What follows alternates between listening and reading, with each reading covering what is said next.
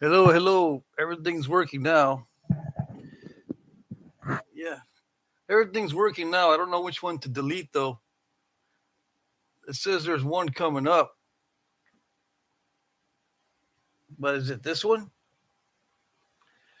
Yeah, it's gonna mess people up. Do I delete that one? It's up. Yeah, it's up because it just does whatever it wants. I'm wondering if I should delete the other. If there's, are there two that show up?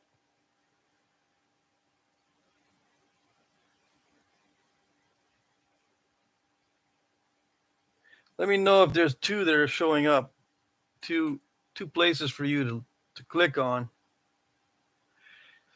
All right, Alan's here, Mike is here, Ed Gould is here, and Styley Designs. This is the only one accessible, says Alan. Okay, so I don't need to delete the other one. It looks like it's up. Clint Stoner's here. Yeah, if you don't see me, if you don't see a live video, don't comment, please, because it confuses me. I'm thinking everything's up, but then I check the screen and it's spinning, and then there's no clock. So don't comment if you don't see me, because it's obviously not working. Right? Okay.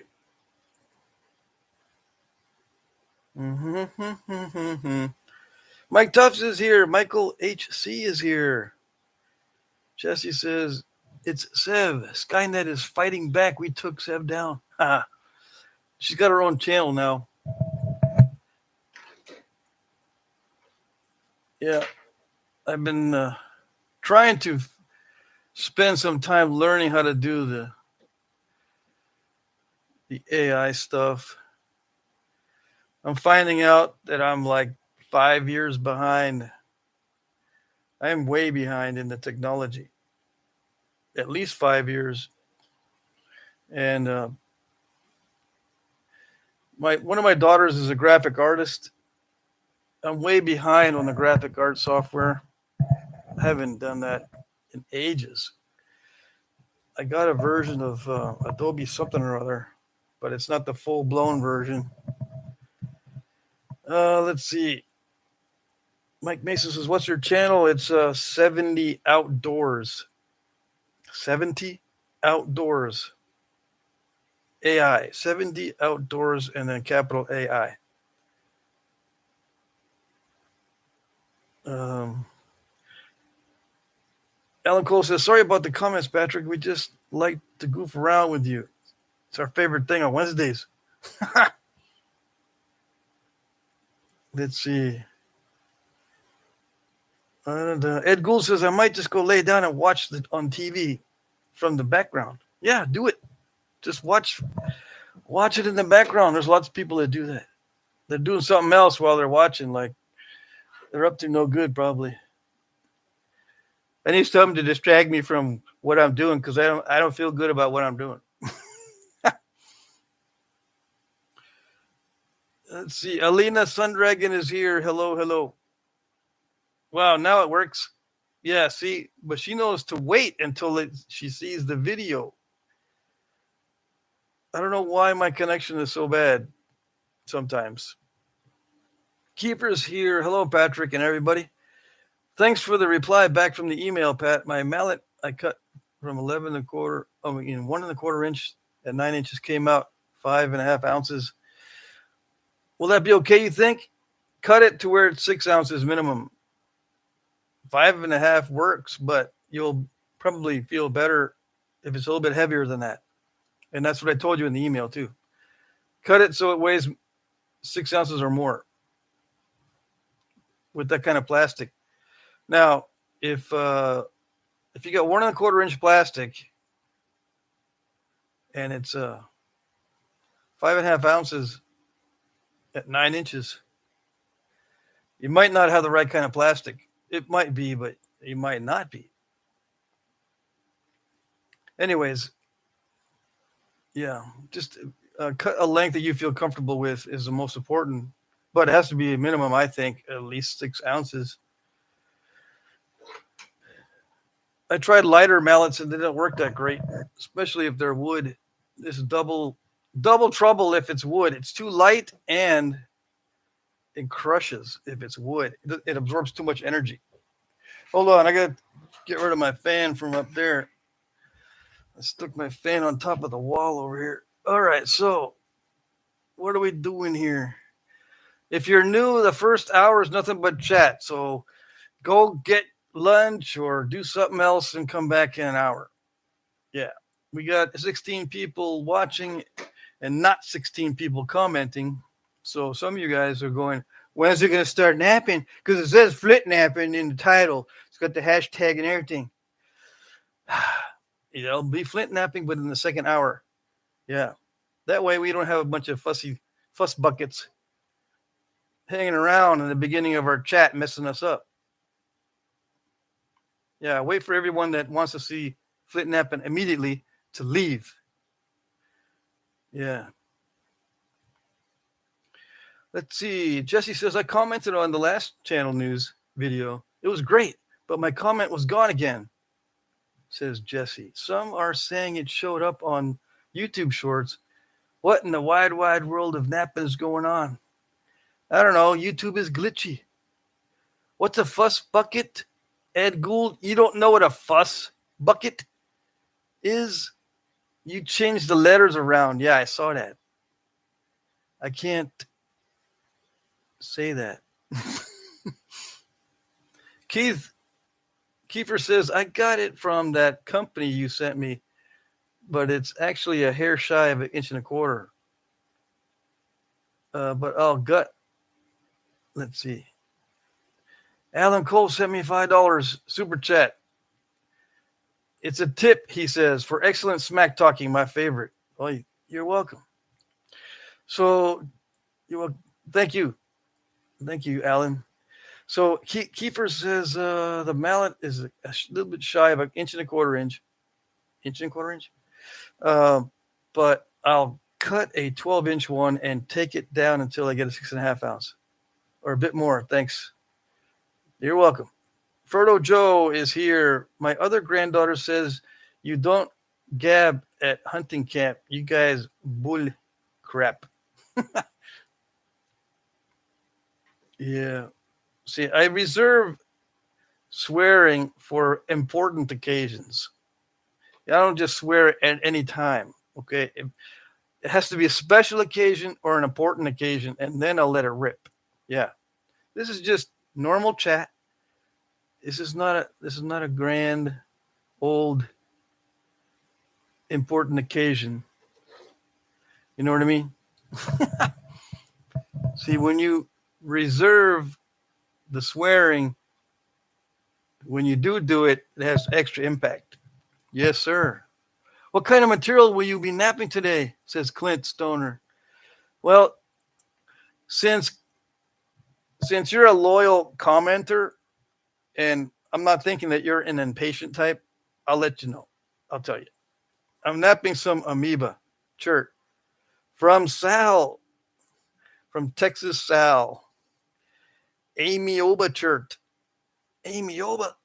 Yeah, you never heard of the amioba chert? That's good stuff.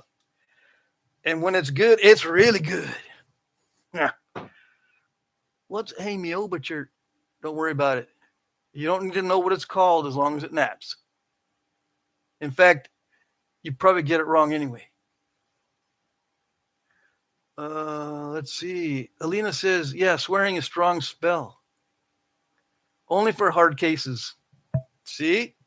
She knows. She knows. Alan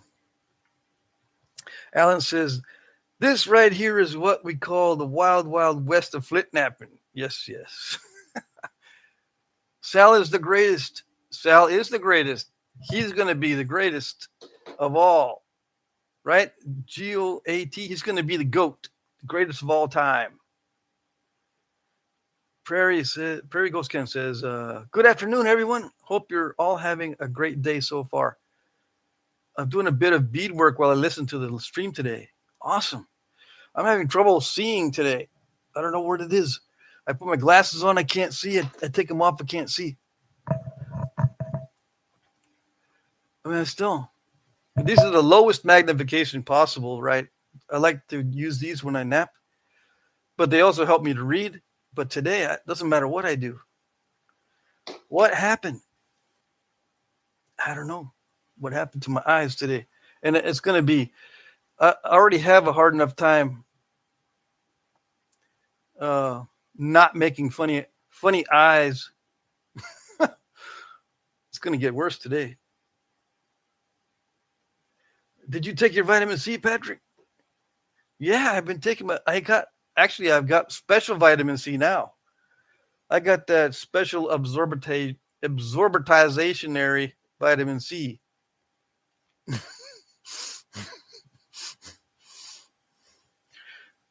What type is it? I can't remember the name of it, but I got that type that's easier to metabolize. Maybe that's a problem. Too much vitamin C. Let's see. Fertile Joe says, Prairie Goes Ken. Hey, Ken. Great new banjo song. You guys are musicians, I know. Mike Mason says, I had a buddy who had a boat that literally would not start if you didn't call it the B word and meant it. Yeah. I had a lawnmower like that too. Ken says, no scurvy for Patrick. Nope, no scurvy for me. I take my vitamin C. Ken says, hey, Joe. Thanks, brother. Uh-oh, special gummies? No, I don't eat gummies, if anything. I gave up gummies a long time ago. I used to do that, and I would buy them for my kids so that they would take their vitamins because they would eat the gummies, but, I would give them a vitamin, a tablet, whatever. And they would say, is this mom's pregnancy vitamins? Because you've done it before to me. Yeah, I've given my kids the prenatal vitamins when we run out of regulars. So they remember. I said, Dad, remember when you used to give us mom's vitamins? And yeah, I remember that. They're good for you. No. Okay, well, here's some gummies then. These are the Flintstones gummies. They're good ones. Oh, yeah, the Flintstones ones are good. I'm advertising for the Flintstones vitamins, but I can't deny it that they would eat those. You wouldn't believe how many kids I have. Yeah. And you wouldn't believe how long I was married. I was married to a crazy person for a long time. Yeah. All right. But we wanted kids, so look what happens when you actually agree. When you actually agree when you're married, that thing that you agree upon gets done pretty easily. Yeah, we wanted a bunch of kids. So that part got accomplished. Everything else, though, I don't know. What else? I can't think of anything else that got accomplished.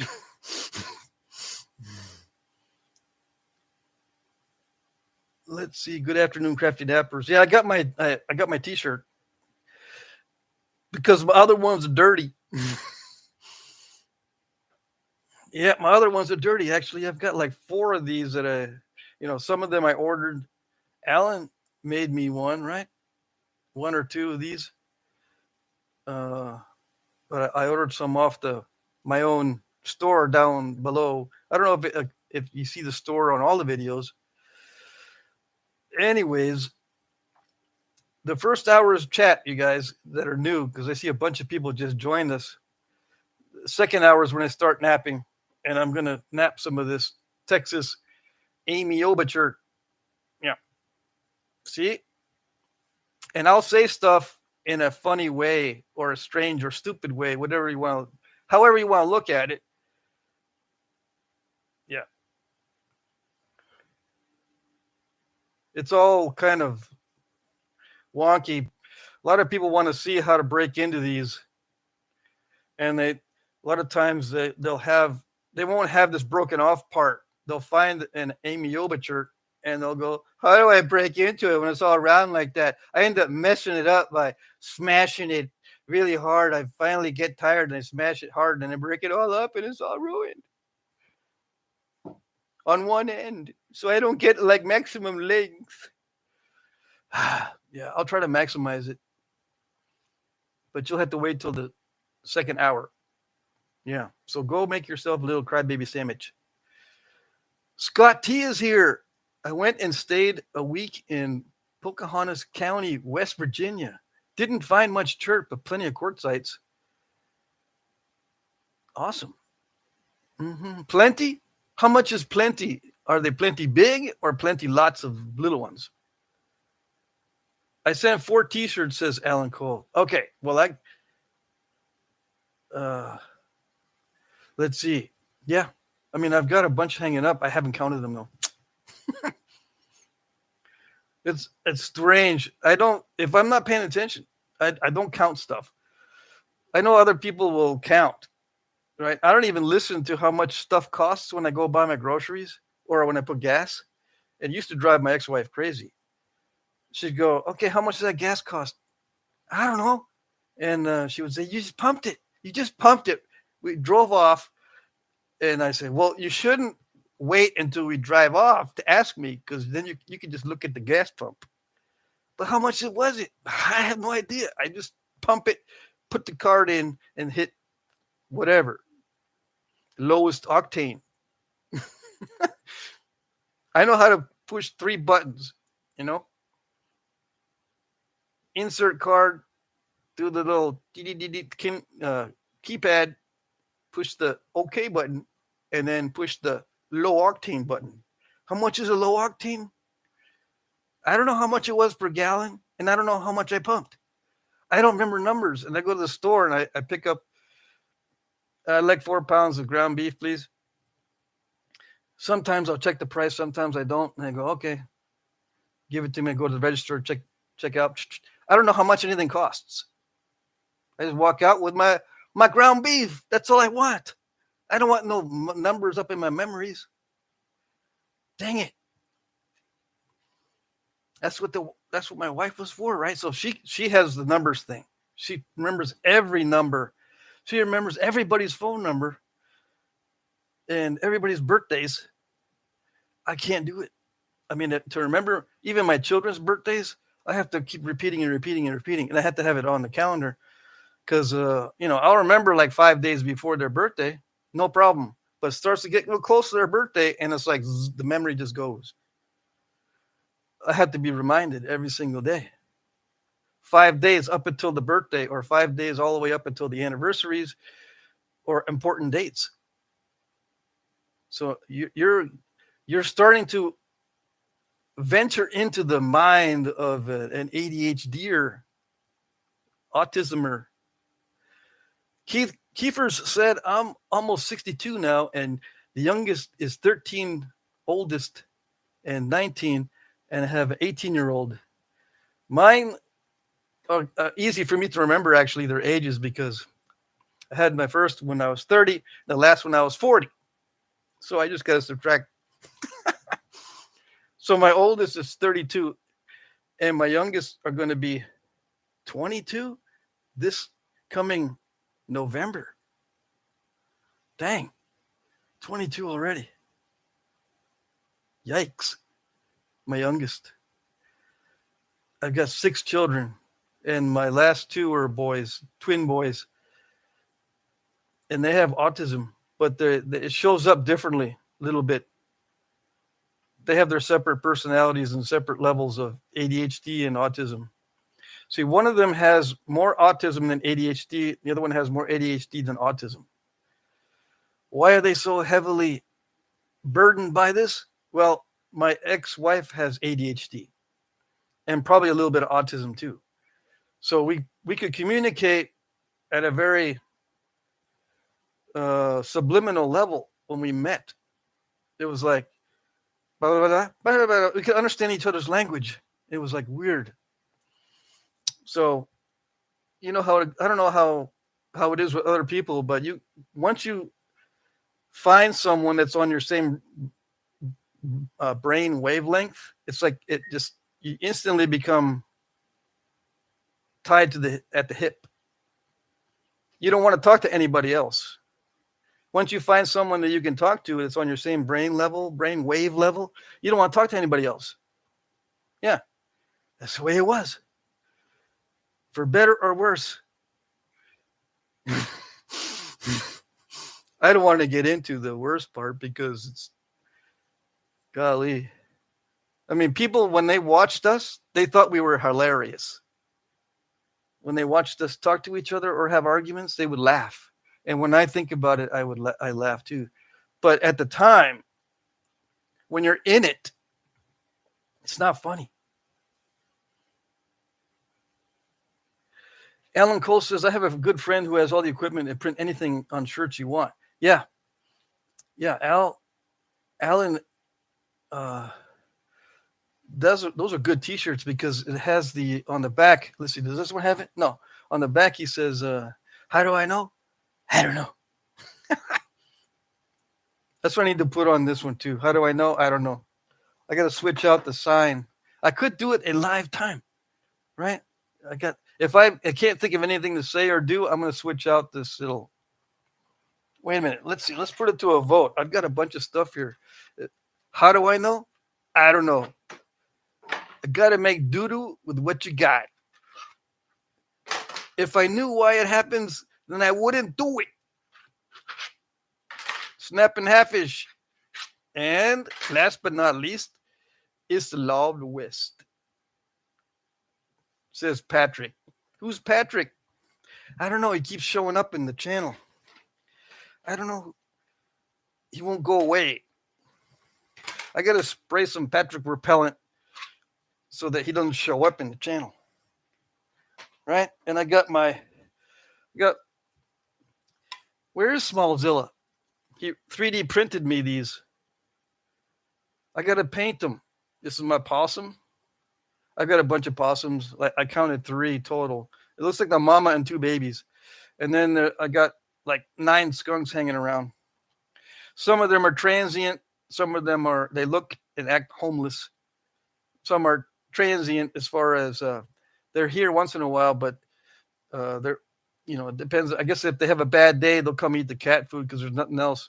And then there's 4 regulars that seem to be my pets because they'll walk right in front of me. They don't even care. They go, oh, look, it's Stinky up on the porch again. Well, just mosey on past him. No big deal. And sometimes they'll stop and sniff. And I think they're sniffing for granola bars because they definitely probably don't like the way I smell. And if you think the skunks don't spray each other, you haven't hung around with skunks. I mean, they're very interesting animals if you just watch them. Now, people don't like skunks for obvious reasons. They can be a little bit jittery and unpredictable. Sometimes I get a little bit scared when they're close and they start fighting with each other because they'll fight for like position. No, I want to get closer because he might toss a little granola bar. So this is my spot. Just get your own spot. And they'll push each other. They'll face each other and then they'll turn and they'll push with their their backsides to each other. And if it gets really nasty, they'll spray. And the big males will actually grab a smaller male by the back of the neck or somewhere in the neck and just choke them. And you can hear the younger one screaming its head off. And you go, what is that? Someone is killing a rat because it's squeaking like a little rat. Yeah. And it's not a rat, it's a skunk fighting or being beaten up. Yeah. The big male skunks are pretty territorial. Yeah. Anyways, I didn't know all this until I came up here. I'm living in Vermont now. I used to live in Texas. I lived in Texas for many years. All over Texas. I met my ex-wife in South Texas. And coincidentally, my dad met my mother in South Texas. And the funny thing is, when my ex-wife and I, we had our DNA tested. We have pretty much the same ethnic ethnic background. Like I am Spanish or Iberian, Irish, and German, right? My ex-wife is and Native American. My ex-wife is Native American, English, not German, but Iberian as well, and some Arabic. So we're very similar ethnic backgrounds, but in different proportions. And that's not the funny part. The funny part was we both have this ancestor named Carlos Cantu, my uncle, and then one of my uncles, and then she's got a Carlos Cantu in her background, and we're going, uh-oh. Do we have a same relative and we haven't figured out who he is? We just didn't look into it because I was afraid maybe we have a common ancestor. That would be weird. Anyways, now you know why we're so messed up. Why our family is so messed up. Right? Anyways, you got to make doo-doo with what you got. That's my motto because that's what I always end up doing. All right, what do we got? I missed some of the chat. I'm talking too much. People in this chat be like skunks, says Alina. Yeah. She didn't say it exactly that way, but I know what you mean. Let's see. Where did I miss? I missed a bunch of chat while I was messing around with that sign that Smallzilla made me. It's a lit sign. It's got a light on the inside and everything. It's awesome. He 3D printed it. Okay. So someone lost their kayak.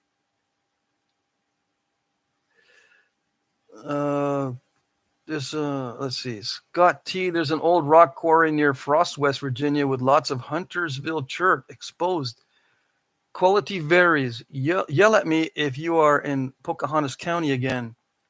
Yeah, you guys talk to each other. Make sure that you take advantage of whoever's in the chat because you never know who you're going to meet.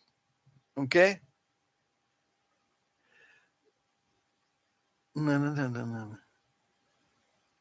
Keith Callahan says, all girls, and I came from a group of 7 kids. Wow, you have all girls? They say that the more girls you have, the more stress you're under or that you were under. So the chance of having children that are girls goes way up if you're under a high amount of stress. Like guys that have been deployed overseas, they're in the military under high stress situations. You ask them, okay, you have children? Yeah. Okay, how many are boys and how many are girls? And a lot of them have all girls. And it's because of stress. Was I under stress? Oh, yes. Psychological stress. Yeah. It's funny. I mean, it's so ironic. You know, you meet someone and you can talk on the same wavelength, but you can be completely opposite in almost everything else.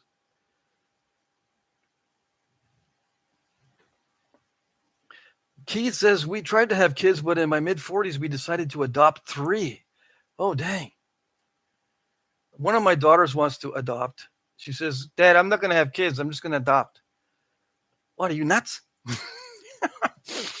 It's hard enough dealing with kids when they're your own, like your own flesh and blood, as they say. To adopt kids, you're going to be tempted to say, hey, they gave you to me. I can give you back.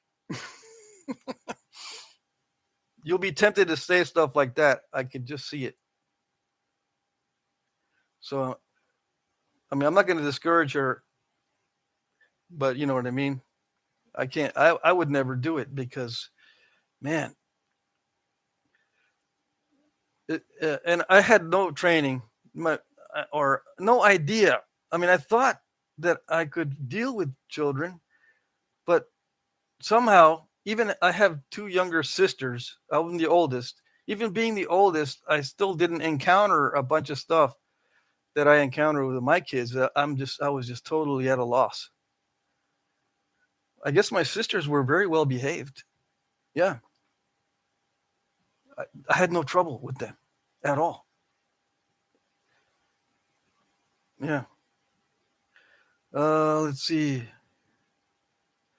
Okay, so let me go to the end of the chat. I did miss a bunch of chat. I'm sorry about that. If you have a question, please ask it again if I missed the question. Because if you go, hey, you didn't answer my question, I'll have to go back and look, and sometimes I can't find it. And sometimes YouTube will actually delete a question. So be on the lookout. Just be aware. And West Virginia, I was going to say, last time I went through West Virginia, it was beautiful. And I'm going, hey, maybe I should live here. I mean, there's some beauty out here. So I was thinking last time I went through West Virginia, it was like, do I do want to live in Vermont, but it gets frigid cold up here. And sometimes places are inaccessible. Like once in a while you get snowed in. But that's not the only thing. Certain things are far away that are very vital, like healthcare. I got to drive at 20 minutes if I wanted to get to a good hospital. At least it's more like 25, 30 minutes, just in case something bad happens. I mean, there are ambulance services, but they take like 15 minutes to get here and then another 30 minutes to go to the hospital. Or if they really hit the gas, I guess they can reduce it down to 20 minutes. Put the lights on, hit the gas, and get there quick. I don't know. I'm going to go to the end of the chat. And again, I'm sorry. If you have questions, please ask again. I started talking too much. Mike Tuff says, my sister taught me how to take a punch. I got lucky. My sisters were well behaved. They didn't behave well with each other. They were constantly fighting. But, as far as babysitting and stuff, no problems. Lance is here. What up, Crafty? I'm just yapping. I took an extra heavy dose of caffeine before I started the live stream, so I think it's starting to kick in. I just started rambling. And my kids, if they watch this, they're going to say, Dad, you're telling everybody what's going on with us. What are you doing?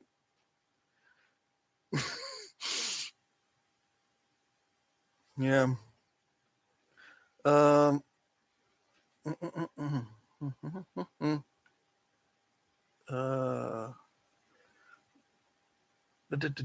That's funny. My sister taught me how to take a punch.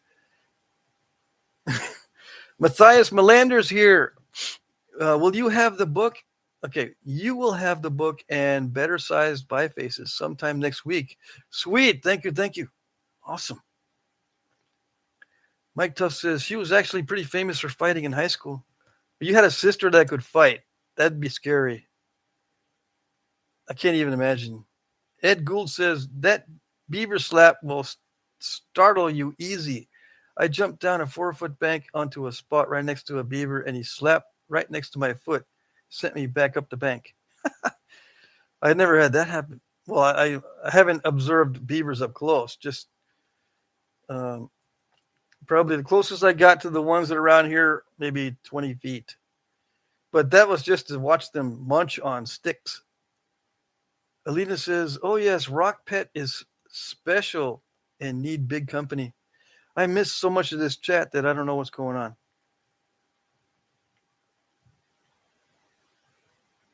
Brennan says, I just tell my kids stuff like that when they're acting up anyways, and they're both mine, just for fun.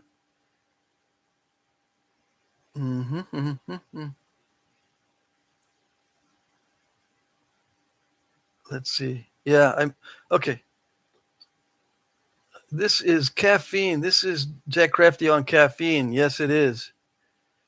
I took a double dose because first I couldn't wake up fully this morning. I did a channel news, but I did that straight from waking up No caffeine, nothing to eat or drink. I just got everything ready and then shot the channel news. And then I tried to take a nap. And then you know how that goes. I don't know. Maybe you know it, maybe you don't. But sometimes you take a little nap and you wake up feeling worse. That's what happened to me this morning. So just before the live stream, I said to myself, I'm going to fall asleep. Let's get hopped up on caffeine. Andrew is here. Wes, I like my 50s ball peen hammer. I think something's wrong with me.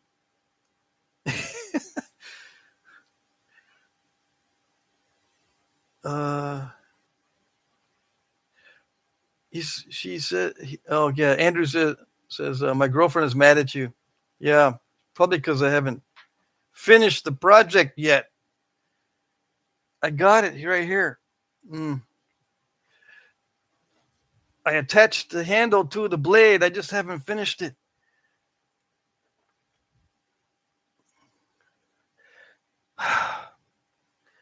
Yeah, I do a little bit at a time on a lot of different things. Yeah. I don't know why I do it that way. It ends up being that way. Time to chase squirrels, Patrick, to get it out of your system. Yeah. Buckskin NYB, I made it to Oregon.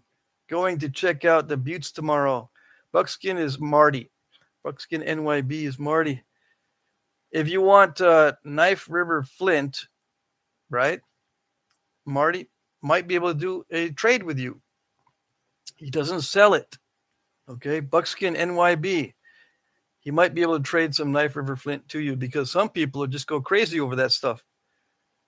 Yeah, this is Knife River Flint. It's got a nice color to it and a nice feel to it. But as far as nappability goes, it's not one of the easiest things to nap. And it's not all that great in terms of the consistency. And sometimes it's cracked. It's got weathering cracks. It's not your fault if you can't nap it well. And it's not the rock's fault that sometimes it's broken up. It's just been exposed to bad weather. It's from North Dakota, okay? North Dakota's got some of the weirdest weather of all. So that's why. Anyways, some people just go, hey, I've been looking at people napping Knife River Flint, and it's so beautiful that I've got to have some, but I've never had any in 20 years. And they ask me, can I get them from you? And I said, no. The stuff I got as gifts and presents, and because I'm extremely lucky. You're not going to have any of that. No. Got to ask people who have access to it. Andrew says she's watching you right now. She said, okay. Don't worry. It'll be very late. I apologize. I don't know why I do it this way, but I tend to do a little bit at a time on a lot of different projects. And a lot of times it's because if I hit a block on a certain project, or if I can't think of what to do next, I'll go on to the next one because I got a bunch of them in line, and I'll jump around. Yeah. Anyways, let's see here. Where did I miss? Mike Mason says, if Patrick wanted a squirrel, I imagine he would loose an arrow. Yeah.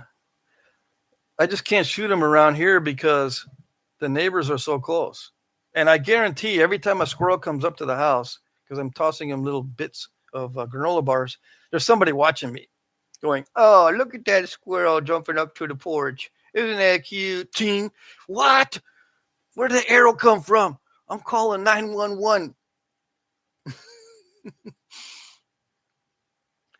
911. Hey, there's a squirrel running around this front yard over here next to me. It's got an arrow in him. It's just running around.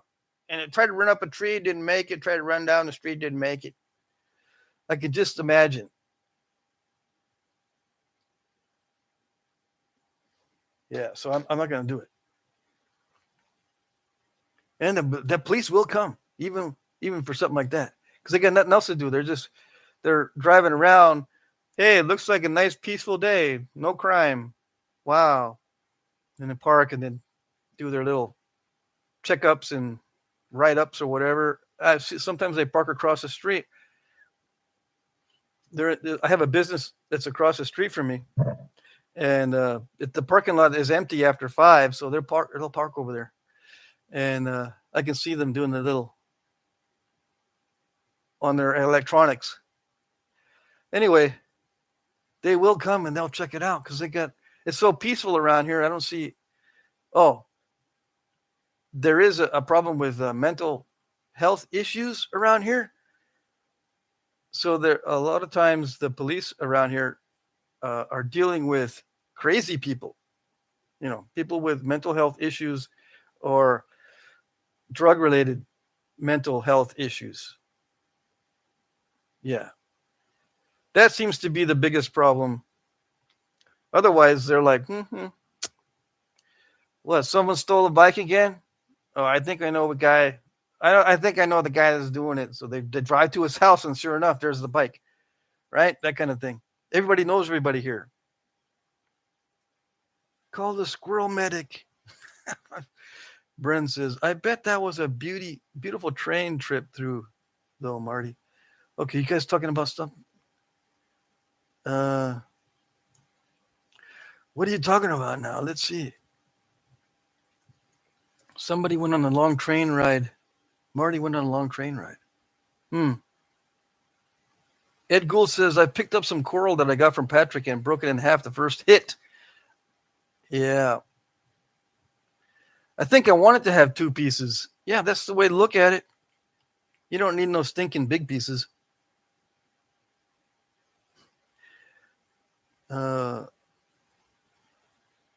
Mike Tuff says, hey, Marty, make some videos up there collecting the Knife River. Yeah. Sam Folks, great day to you. Great day to you too, Sam. Your name's easy to remember. I think you're the only Sam in the chat. Yeah. So what do we got going here? It's 10 minutes before I start napping. Let me go back and see if there's any questions. If you have questions, please ask before I start napping at the top of the hour. Let's see. Alina says, the only black and white creatures I have around here are magpies. Their talks are funny. Some people don't like them, but I don't get why. They're cool birds. Yeah. There's some animals that people don't like, but you start watching them and they're interesting. Like in South Texas, when I lived there was grackles everywhere. The great-tailed grackles, not the common grackles, but the great-tailed grackles.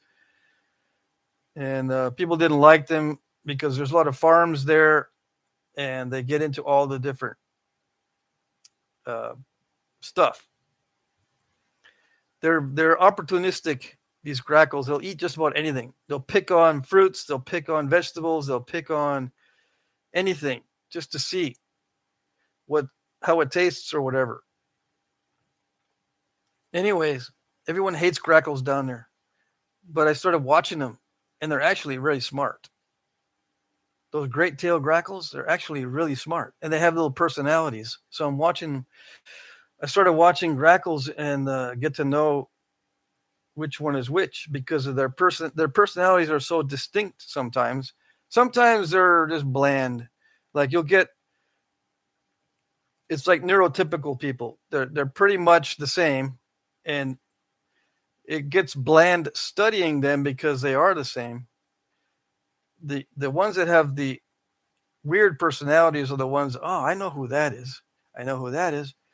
So there was one little grackle, and he was smaller than the other ones. And when they come up to each other, the grackles, well, they walk up to each other like this, and then they try to stretch up high and try to be taller than the other one. They compete for who is taller, and they put their beaks up in the air when they're competing to see who's taller, the males, right? But this one grackle was always the smallest.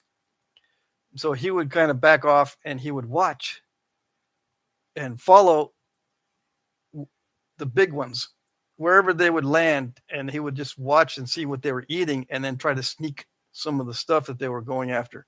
So he was like a follower. I could always tell, and he had a little bit different shade of coloration to that one. I remember that one because he was kind of goofy and remind me of, having children. I think he was a full-grown grackle. He was just the smallest of the batch. But they figure out how to survive anyway. All right, so Mike Tuff says we call them tweakers.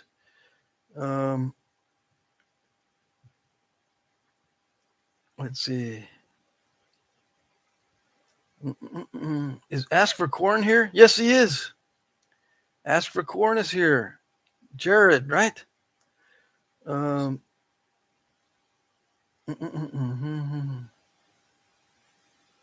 Tweakers.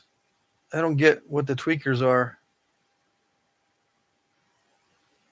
Let's see here.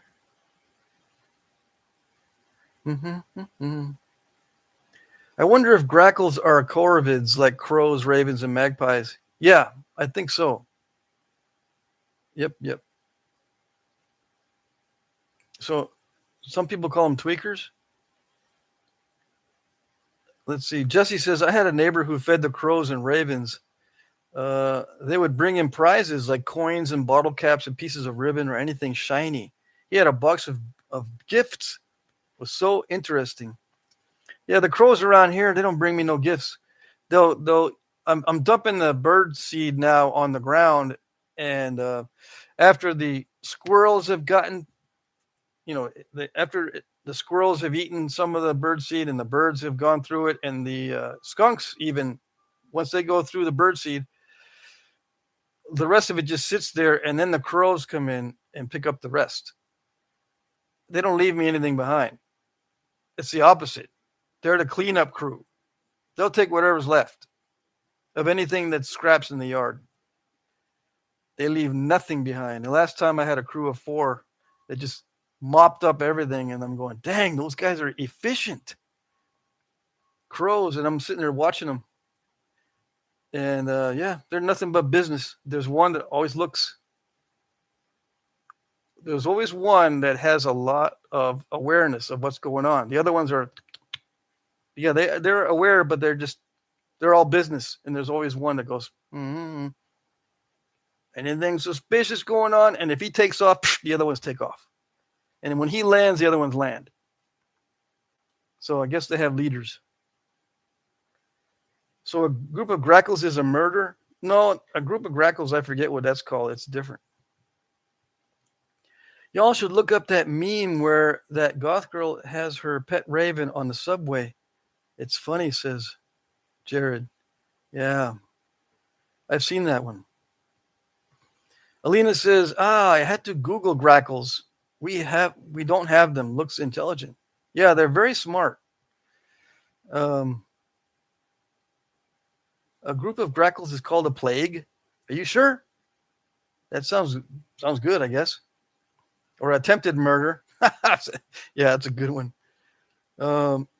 Nice, a plague of grackles. Is that true? Yeah, but let's see. How do I know that they're really smart? Just by watching. Yeah.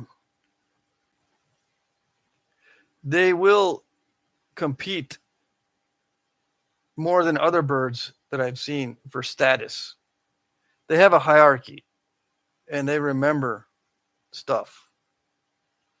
We used to set out dog food. When I had a dog in South Texas, or when we had a dog, we set out dog food. And then after a while, the grackles would know to be sitting up at a certain time and then come in and get the food like typical birds. But they act all threatening. So if anything else is nearby, they will threaten whoever's nearby. They'll just act aggressively.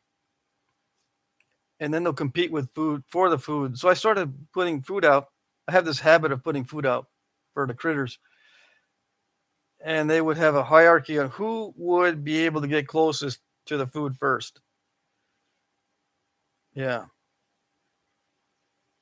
That kind of thing. Who was allowed to partake?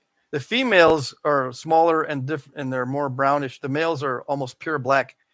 The females were allowed to come in and just all chaotic and just take everything, and the males would just be okay. Once in a while they'll barge in and they'll take some, but the females just come and go like they don't care. They don't care who's the hierarchy. Just wherever they can sneak in, they'll get in there. And a lot of times they'll make quick work of the food and take off. And the males will still be standing there trying to be taller than each other.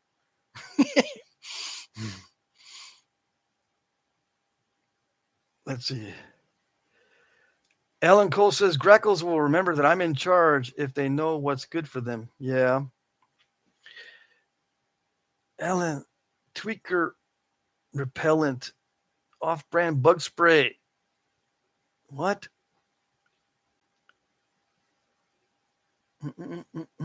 It's a plague according to Google, a plague of grackles. Wow.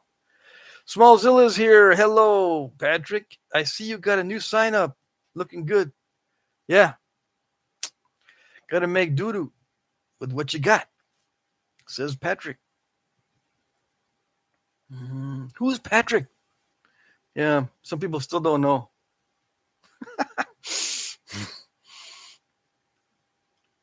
Sup, Smallzilla. Okay, so it's almost time for me to start napping. If you have questions, Carson Wallace is here. Who else has jumped into the chat?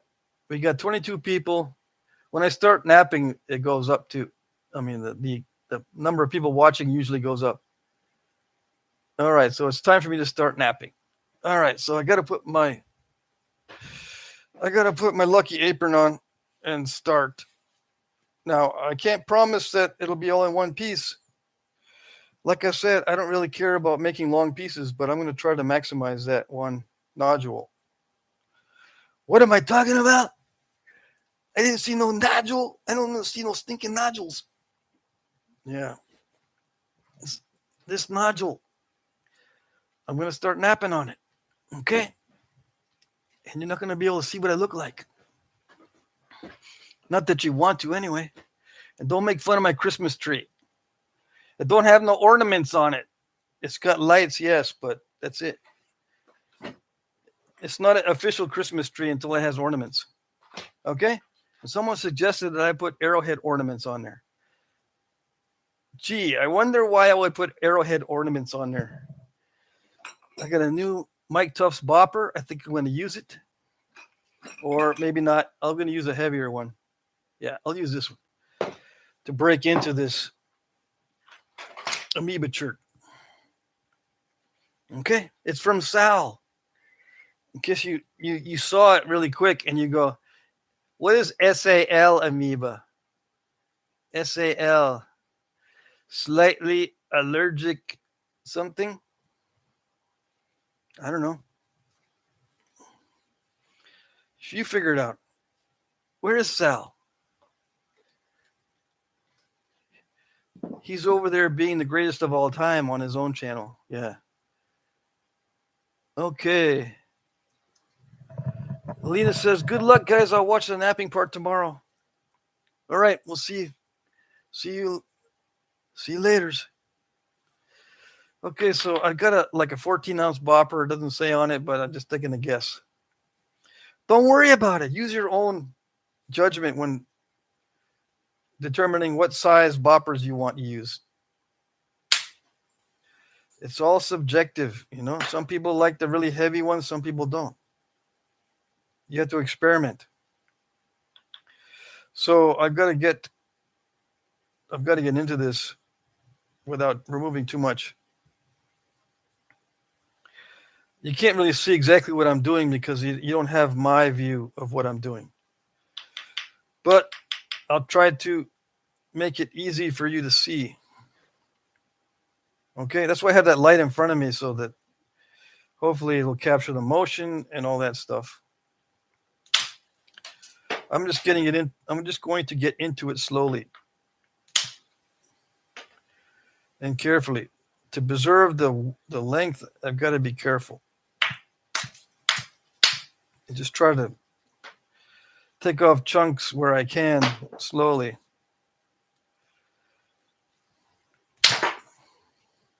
I hit way above center line in some cases. Okay, that's one of the luxuries of copper or anything that grips well. You can hit above center line and it'll peel the flake off.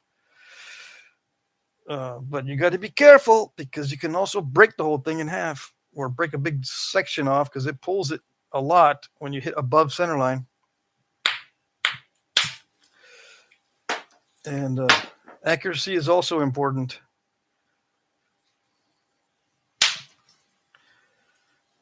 Okay. If you're new, you may not be able to get accuracy like I'm getting. Some people get very accurate very fast. It took me a long time to become accurate, although I'm still not all that accurate. Even after all these years, I still am not that accurate. I can use some of these flakes for arrowheads. I don't know about this one. It has a lot of cortex on it. But this right under the cortex is some of the best material that you can knap. Sometimes this amoeba chert has got concrete in the middle, but we'll see. I'm going to save the flakes that are large enough to make arrowheads out of. But some of them, the good stuff is too thin to use. It's going to be mostly cortex, so I can't use this. I call it a crud flake, crud, C-R-U-D. If I can't use them, but I can use these, even though it's really thin. But I'm gonna stash some of these in a box. I've got a friend, or I know a guy in Spain that wants some of this stuff. Yeah, so I'm saving it up. Okay.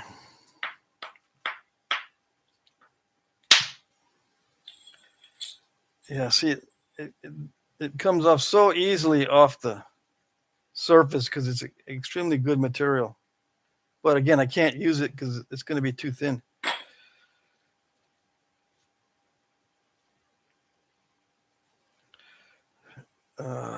Sometimes I'm thinking I needed to take off a bigger flake than that, a thicker flake, so I can use it.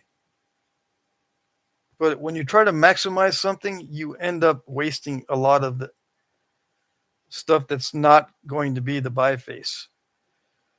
I'm trying to trim off pieces carefully, but when I do that, it ends up that many of these pieces I trim off are not that great for use later. But people don't care. They go, I don't care. Just maximize it. Because if you don't maximize it, I get a headache. I get a migraine. I get a non-maximization high migraine. And I don't want migraines. Okay, fine. So don't make me get a migraine. Maximize it. Okay, I'll maximize it.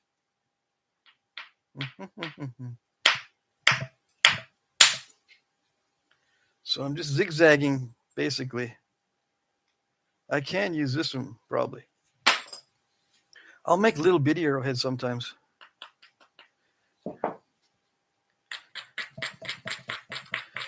Yeah, some people get these non-maximization migraines. I don't want to make anyone suffer. Yeah, right. Okay.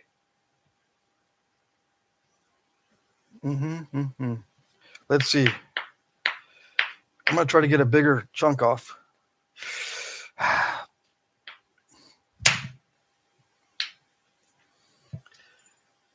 Yeah, that was better chunk. Right? Let's see. That was a better chunk right there. I can use this one for a good arrowhead. How big is that arrowhead going to be? As big as it's going to be. I don't care about telling you exactly how big it's going to be because I don't know. You got to learn that Flintknapping is probabilistic. It's not controlled. It's probabilistic. People don't remember that because it's too hard. I can't remember that word probabilistic. It sounds like one of your weird creative words. No, it's an actual word. I didn't make that one up. It's true. I make them up, but I didn't make that one up. I didn't make up the word probabilistic. Just trust me. It's in the dictionary.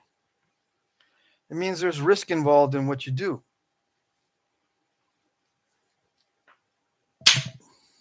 Some people hate that. I don't want to know that Flintnapping is probabilistic. I want to know that it's controlled. That way I can agree with the archaeologists. Yeah, agree with the archaeologists. If that's what you want to do it. I'm not going to stop you from agreeing with the archaeologists. I'm so dumb, I know. But, I'm kidding, but in a way I'm not kidding. Yeah. So I'm really hitting it hard now. I'm really abusing this bopper. And I don't care really where I hit on this as long as it removes a good flake. Some people are very particular about how they use the bopper to hit. I just slam the bopper into the stone. Yeah. Because if I'm too particular about how I hit, it usually messes it up. And I don't get good flakes like this. Is that a good flake? Yeah, I don't know. It looks like it might be, but it's kind of curved and kind of thin. So it might be good for just it might be good just for butchering and not for an arrowhead. Because look how thin and sharp the edges are. Yeah. But what I'm doing is I'm trying to just get a biface. If I get some good flakes off of this for other things, it's just incidental and not intentional. And people don't want to know the difference between that, or they don't want to know that word either. I don't want to know intentional or incidental because those are too close together the way they sound. So I had to only choose one, and I like intentional because it's related to control. Yeah, I don't like incidental or probabilistic. Those are stupid words. I know. I get it.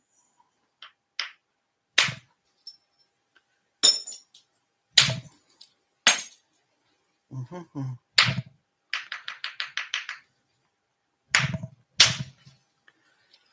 Yes. It's being bifaced. Is it being bifaced? Yeah, it's being bifaced. I'm zigzaggerizing it. I don't like it when it doesn't happen, when nothing happens. There we go. Big turtleback removal incident. Voila. See, you want to see? Oh, excuse me. I need to do this correctly. I need to practice my flake flicking and my whatever this is called. Butterflying effect. Okay. And if you want to see the flake flicked, there it goes. There. Did I get a bunch of likes? No, I should have got 20 likes just for flicking that flake. Because I've seen other guys get thousands of views because they do a lot of flake flicking. What are you talking about, dude? You're so damn weird. You haven't watched other videos? Some people, they don't watch anything on my channel, and some people watch only my channel. Yeah, it's so weird. Some people have been watching videos for 15, 20 years, and they're finally, like, within the past year, watching my channel. It's like, where you been, dudes? And they think I only made like 5 videos. It couldn't be that I've made thousands of videos and then never seen one of my videos. Couldn't be that. Yeah. Mm-hmm.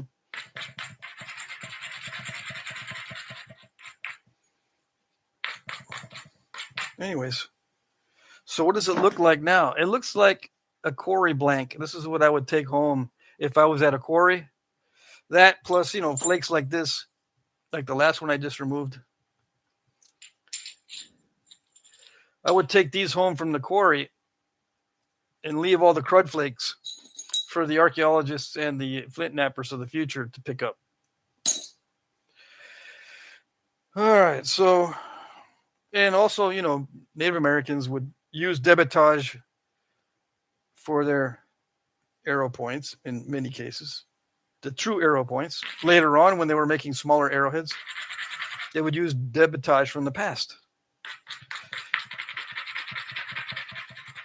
Mm-hmm. Okay. So I can continue with the bopper. So this is what I got from the nodule.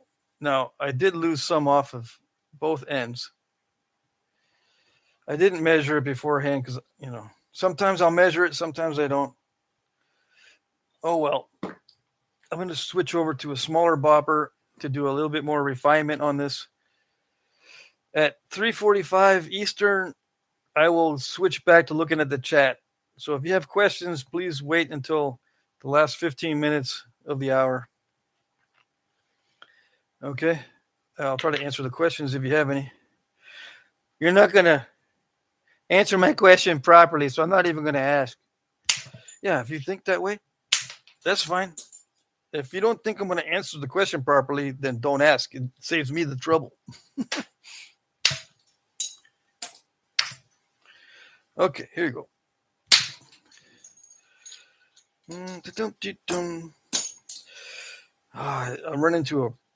Sometimes I run into the issue that the stone is too good for me and I take off too much. I just took off a big scoop out. That was a little bit too much right there. Okay. It naps a little bit too well. Okay.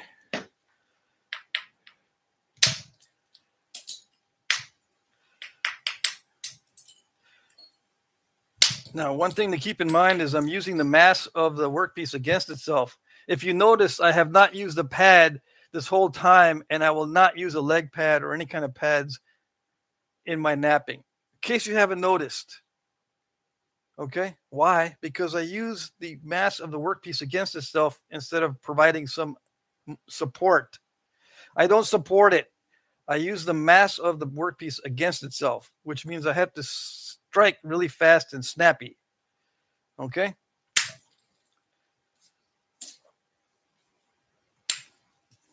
I've said that many times, but I think people still don't get it. Okay. So if you want to do it the way I do it, you're going to have to hit fast and snappy at a stage where fast and snappy reduces your accuracy. So you're going to get a lot of breakages at first. Yeah. And you might not like to do it that way. So I'm not recommending that you do it this way. I'm just telling you how I'm doing it just so you can understand what's going on. You might not be able to do it this way because you're not hitting fast and snappy enough to use the mass of the workpiece against itself, and you don't get the same result. Okay? That's why I mentioned what I'm doing. All right.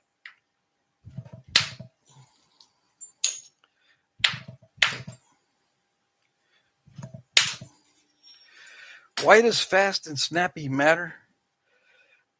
I've tried to explain it before. let's see if I can remember my explanation. Like if you, let's say you have a punching bag hanging up and an old broomstick, okay, and you hit the punching bag with the broomstick slowly. What happens? You know, the punching bag will move a little bit and the stick won't break. But if you swing at the punching bag really fast, the broomstick will break and the bag won't move that much. Okay? Same principle here. If you hit fast and snappy, the flake will come off, but this won't move very much. It's like hitting the punching bag with the broomstick. Okay? If you want to break the broomstick on the punching bag, you've got to swing fast and snappy. Same with taking the flake off without moving this. Why is it important not to move this? Because if it pulls on this and moves it too much, it'll snap it in half or snap an end off. You don't want a lot of movement in this. Okay? All right.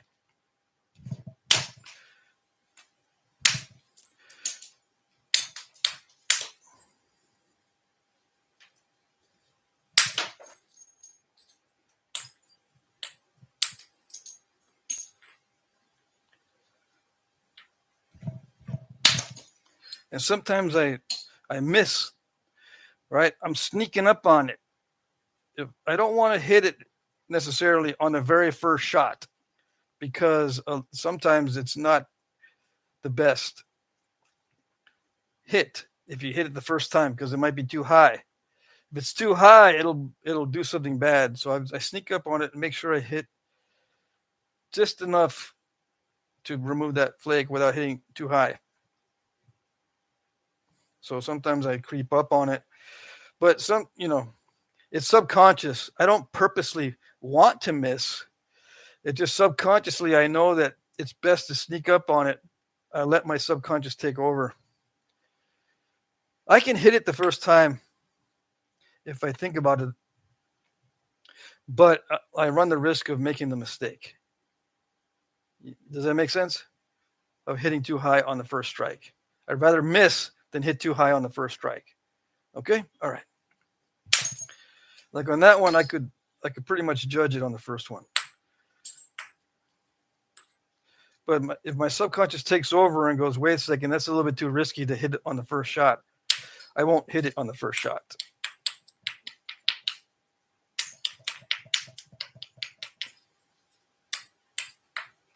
But with indirect percussion, I can hit it on the first shot because I set the flaker on the place I want it to hit. And then I'll strike it. That's the beauty of, one of the beauties of indirect percussion is the accuracy. All right, so I've refined it enough to switch over to indirect percussion. And it's a little bit too thick.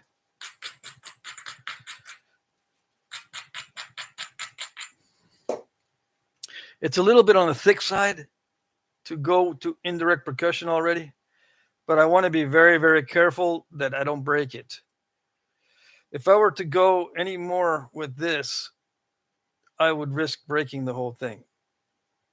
But I would get bigger flakes, and I would get usable big flakes for arrowheads. If I continue with direct percussion, I can get some big old flakes for future arrowheads, but it risks breaking the whole thing. I'm trying to maximize this, so it's a whole different strategy. Maximizing it and getting flakes are two different strategies. You can combine the two, but that's where your skill comes in Flintknapping. An advanced skill is doing both at the same time. You can get either the biface or a bunch of these flakes or both. When you combine the two, that's a higher level of skill. It took me many years to get to the point where I can do both. For a video like this, maximizing it, I'm getting a bunch of these, what I call crud flakes, stuff I can't use because they're too thin and too curved for the most part, or blocky like this, because I'm not going for this kind of flake. Okay, I'm not going for this kind of flake. I'm going just to try to maximize this without breaking it. Okay, the debitage is different depending on the strategy. This debitage down here is different depending on strategy, and you will not know this by studying articles written by lithic analysts. You won't get that type of analysis. They won't even mention these different strategies because they don't know. They're not nappers. And if they are, they're not thinking about the stages or the different strategies. They're just looking at the process as a single, very conformative process and averaging what everybody does. They're just looking at it superficially. Okay? All right.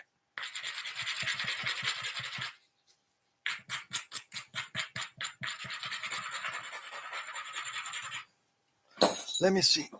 I don't want to hear none of that. I just want you to nap it good and maximize it. Okay? Just shut up.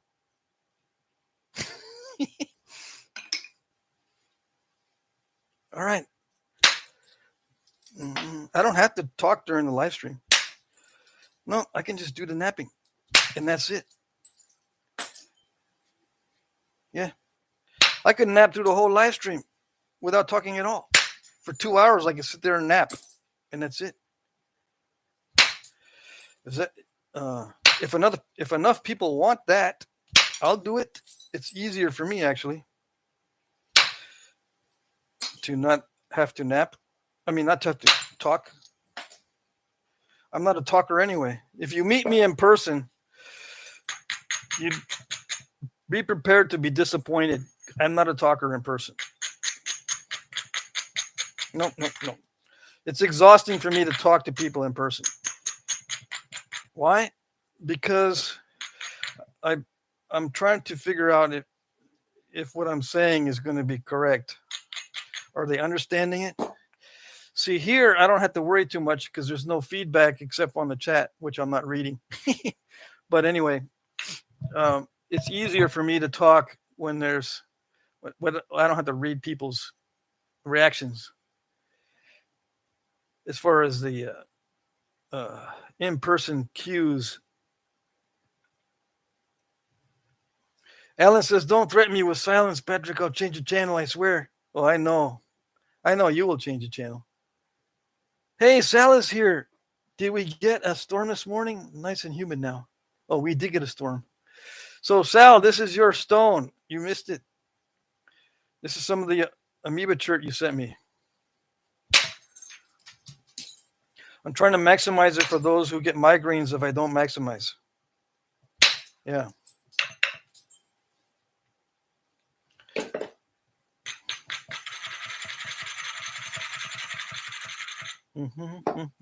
This is excellent stone, by the way, Sal. It's consistent all the way through. I have not hit a patch of concrete yet.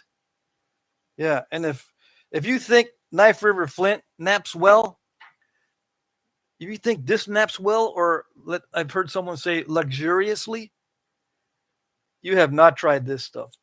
I guarantee you have not tried the amoeba chert of this quality. This is like an 8 or 9 on a scale of nappability. This is almost a 10. This stuff here is like a 7 or 8 at the most. Usually around a 7 on a scale of 1 to 10 as far as nappability goes. It can go down to 6 if it's got weirdness to it. This Knife River Flint, it can go down to about a 6. Where a floor tile is a 5 or a 4. So sometimes some of this stuff is just one notch above floor tile. Depends on the quality. If it's got cracks and defects and inclusions that are going to mess you up, it's very low. Okay, so you have not napped. If you think this is luxurious, if you try napping some of this stuff, you'll think this is alien rock from another distant planet. It doesn't belong on Earth. Yeah.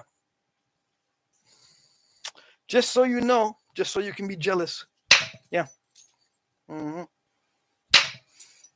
This naps. The closest thing I can think of is high grade hornstone for guys that are not able to access this stuff. This is napping like high grade hornstone. Yeah. That's like the closest equivalent I can come up with, which is also an 8 or 9. High grade hornstone is an 8 or 9 on a scale of 1 to 10.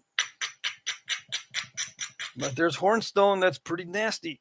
So don't think it's all 8 or 9 as far as hornstone goes. Okay? Okay. Clear. Good. No migraines? Only time I get a migraine is if you make it shorter, dude. I don't want nothing off the ends. All right. I'll try not to remove too much off the ends. And if I do, I'll sneak it in. Okay? Or I'll tell you to look away for a second. Yeah, look away for a second while I work on the end here.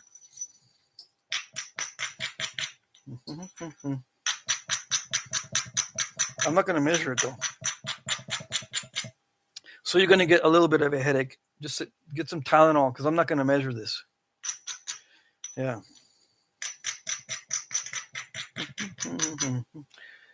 Just measure it, dude. You mentioned it. Would it kill you just to measure it? Yeah, it'll kill me. I'll get a migraine if I measure it. So there.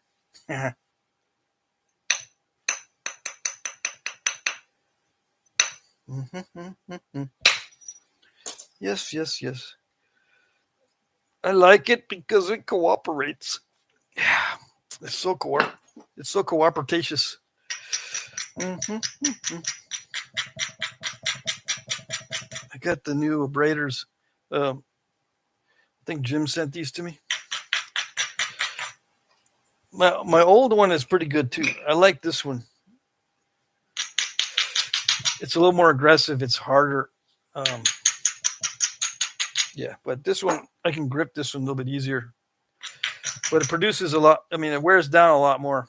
Produces a lot more dust. That's okay. I'm napping in my office in my house, which is my living room, office / dining area. I live in a tiny house. There's only 3 rooms here. This room, the one behind me right here, and the bathroom. That's it.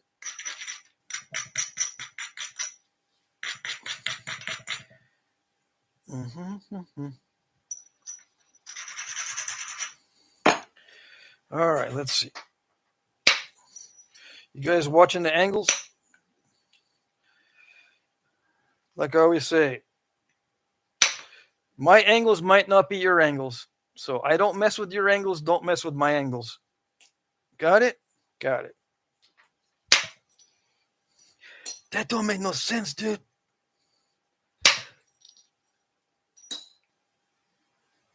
Everybody's angles should be everybody's angles. Yeah, why is everybody's angles different? That complicates everything. Well, can't have everything in life. Everything cannot be simple. Yeah, and just because it looks like it makes sense on paper doesn't mean it's reality. You gotta tweak your angles. Yep. And your angles might not be my angles. You don't mess with my angles, I won't mess with yours. Okay? All right. I'm still trying to smooth out the surfaces here. It's still kind of wonky. Let's see. It's still kind of wonky, right? But I'm flattening as much as I can, smoothing, not flattening. I should be able to eliminate certain words from my vocabulary when I'm describing this. If I say flattening, I mean convexitizing it. Doesn't mean flattening. It means convexitizing or making it convex. I'm convexitizing it, not flattening it. And smoothing it out also means convexitizing it. I'm making it convex.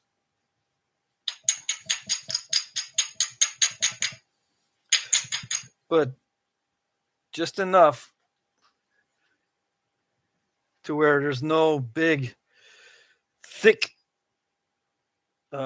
center. It can't be too thick. It can't be too convex.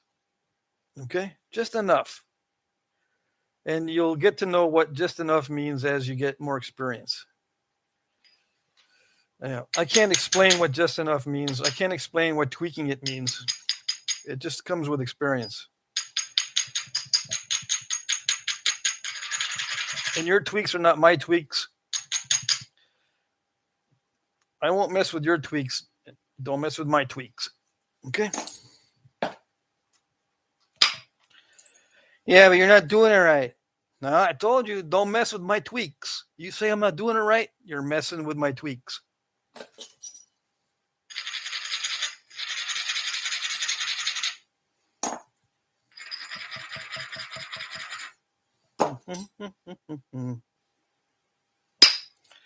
See, I snuck in a little flake there. Hopefully you didn't see it. I took a little bit of the length off. Did you see it? No? Good. What? You took some length off? No, I didn't do it. I didn't do it. No, forget I said anything. I did what? What did I say?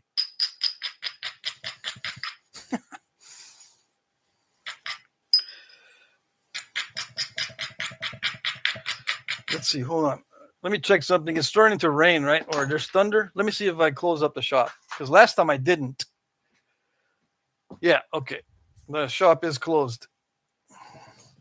Last time on the live stream when it was raining, I left the shop open and a bunch of water came in. Luckily, nothing got really wet. A couple of boxes got wet, but I put them on supports and they dried out. So it was everything was good. Yes. I mean, you can't see what I'm doing. Oh, well. You wanted to see napping during the live stream. Okay. It's not going to be entirely clear. Hopefully it is helpful. Some people have said, yeah, it's helpful to see this view. Good. I'm glad. I am glad that it's helpful for some people. Yep.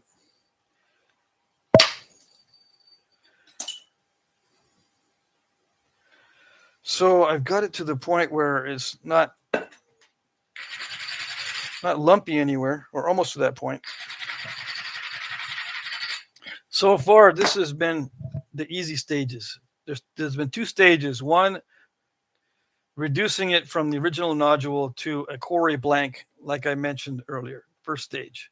Second stage is removing all the thick spots and getting it to the basic shape, which is the, what do you call that? It's not a quarry blank, it's just a blank or a biface. Next stages are going to be harder. Now, I'm thinking of dividing my videos into chapters. On a serious note here, I'm looking into dividing my videos into chapters where the chapters will be the different stages in my napping. Okay? So you'll be able to go into the description box and hit the word more.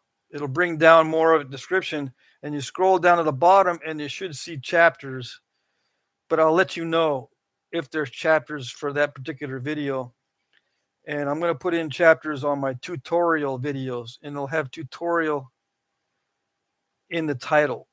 Okay, so I'll be looking into doing that. So you can just click on one of those chapters and go to the thinning or the bifacing or the spalling or whatever. It'll be named with those types of terms. And it'll have a timestamp where if you hit the chapter button, it'll go to that part in the video. Okay?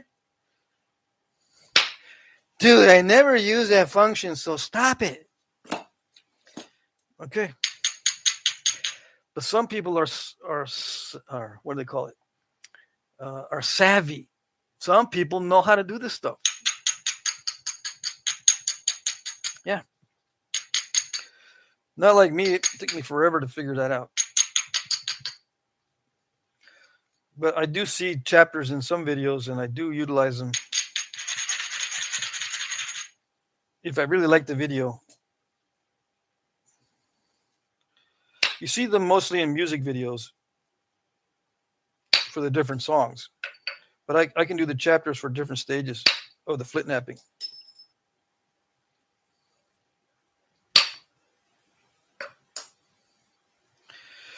Okay.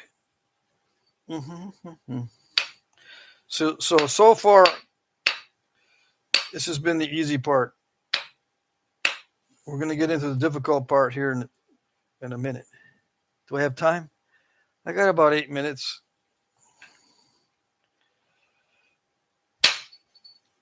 I just want to get rid of the lumps. Let's see if I can do that first.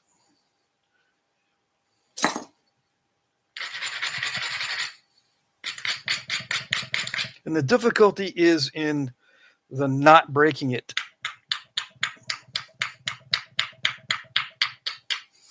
See, that I can't hammerstone with this abrader very easily. I can hammerstone with this one, though.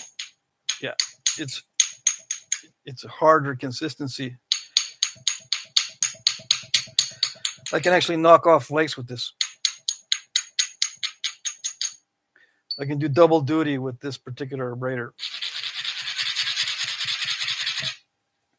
It makes the process faster if I can do double duty, abrading and hammerstoning. Dude, I didn't know you were hammerstoning before and that the abrader consistency mattered. Why haven't you explained that 1,100 times? You're supposed to be able to pick up on this stuff by yourself. Because you're supposed to be napping. You know, they're not supposed to be theoreticalizing it and not napping. Yeah, I said theoreticalize. You're not supposed to be theoreticalizing it. I thought I'd gain some viewers during the napping, but it's stayed the same.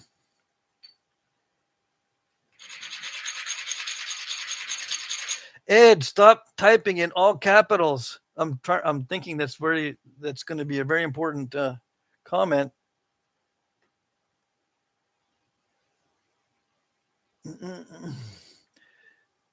Yeah, Ed, stop typing in all capitals. It looked like someone was trying to get my attention. Okay. Let's try to get some of these lumps out. I've got to abrade it more. No, I think I can do it.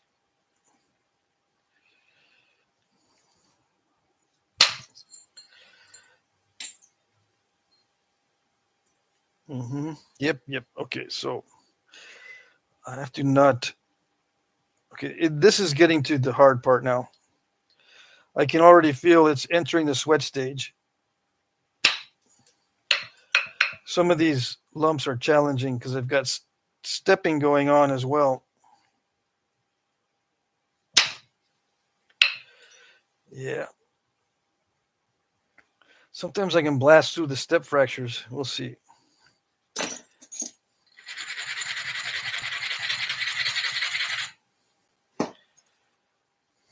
I don't know.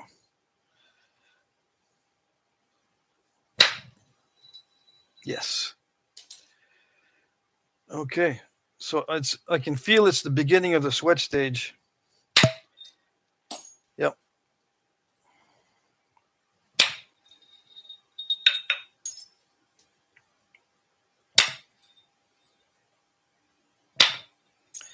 So if I were to make a chapter, I would have backed up a little bit and start the sweat stage like a minute ago.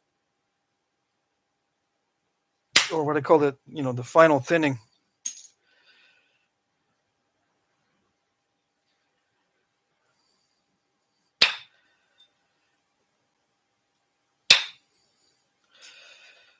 Final thinning or preliminary thinning? I guess it's the preliminary thinning. The final thinning is not till the very end. Yeah. The preliminary thinning is when you get it nice and convexitized and no step fracturing, so that you can run flakes at a further distance. Right? When there's no big step fractures or anything on the surface, you can run longer flakes. Don't expect to run long flakes on a surface that's not smooth. Like I got a little bit of stepping there, but that's not deep stepping. So I can still run a flake through there if it's thick enough from, whatever direction. Now, if it's a thin flake running into that thin step fracture, then I have problems. But it doesn't look like it's a very big step. So as long as the flake is thicker than the step is tall, it usually works. All right. So that's what I got out of the amoeba chert nodule. And people don't like when I say this. I don't think you like it. I don't know. Maybe you understand this, but I think everything leading up to this part is the easy part. After this is the hard part. This is where I would divide the napping into the last stage.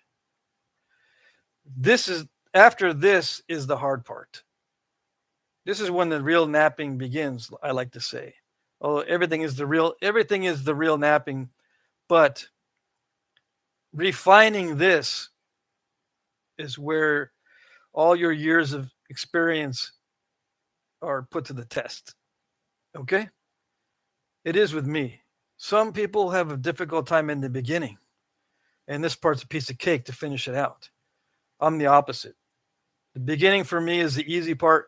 It's this part that really, really gets on my nerves, especially with large pieces. Okay? I don't have fun after this.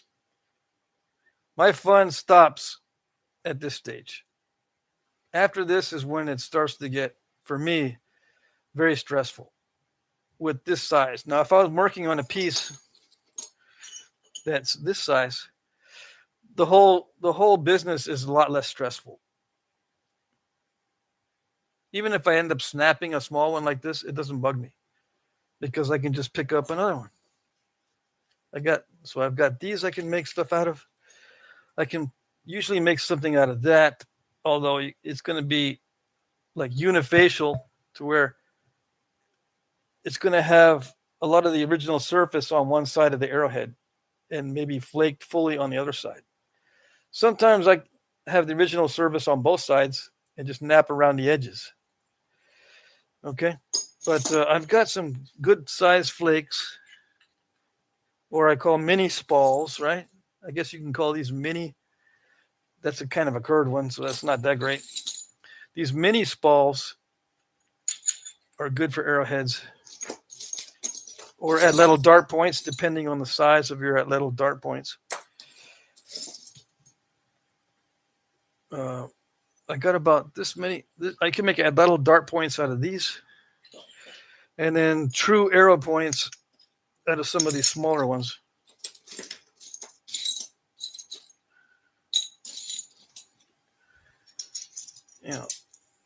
Some of these smaller.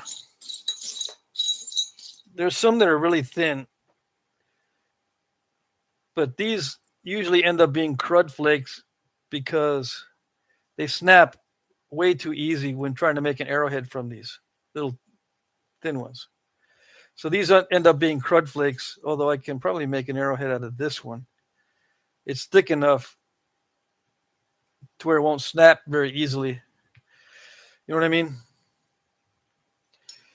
So, but most of these, the vast majority of the debitage, when you maximize the biface, is all crud flakes like this.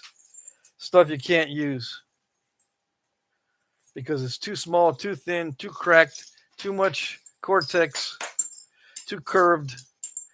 And when I say too thin, look, see that? It's because I was being very careful in what I remove so I don't mess up the biface. I don't want to be taking big old chunks out at this stage. So I just take little thin flakes. I can take big chunks out if I'm not worried about breaking it and I get a bigger, thicker flake. But if you go for this, you get a lot more junk. Okay? All right. So what have I missed? Let me empty out my shoes. I get flakes down in my shoes. I might finish that out on video. Yeah. I know some people will get a migraine if I don't. If I don't finish that out on video, they get a migraine. They get all migrained. I don't know. We'll see.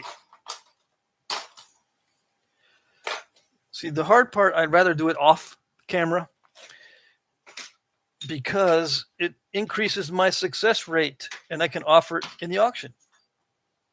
It doesn't make any sense for me to do it on video, believe it or not.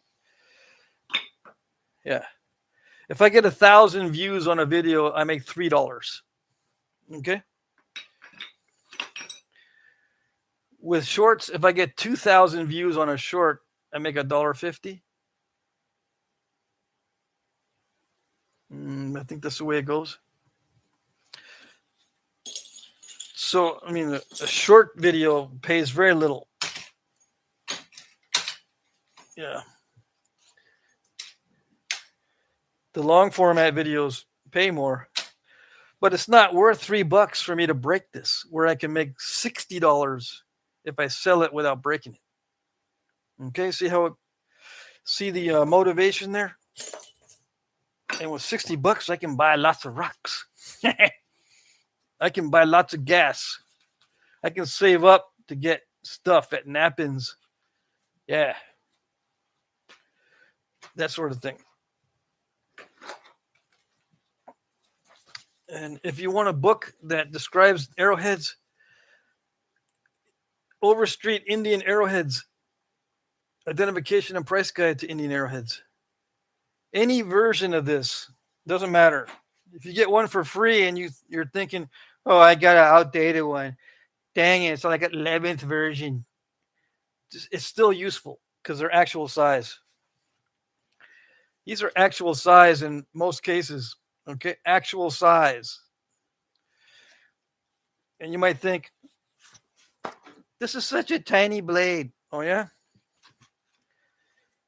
It's bigger than anything on these 2 pages. And these are supposedly good Hamilton stemmed. They're supposed to be like big points. But look how big this blade is compared to these. Okay? So this is not a small blade in the archaeological record. This is a small blade when it comes to modern knapping. Okay, modern knapping, I hate to say it, but it's screwed up. Yeah, but you're a modern napper, so you're screwed up too?